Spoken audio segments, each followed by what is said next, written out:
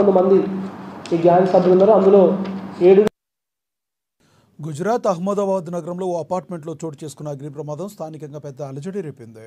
అహ్మదాబాద్లోని కోక్రా సర్కిల్లో పరిస్కార్ అపార్ట్మెంట్లో అగ్ని ప్రమాదం సంభవించింది.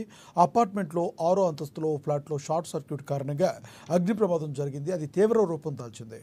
మొత్తం బిల్డింగ్ అంతా దావానలంగా వ్యాపించింది.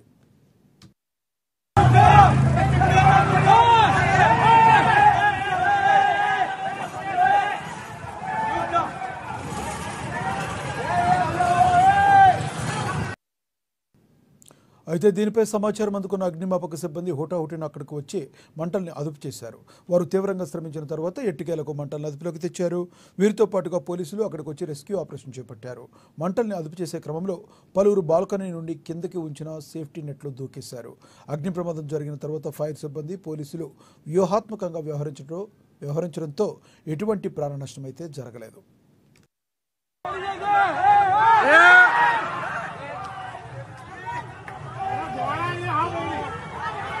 Hãy subscribe cho kênh Ghiền Mì Gõ để không bỏ lỡ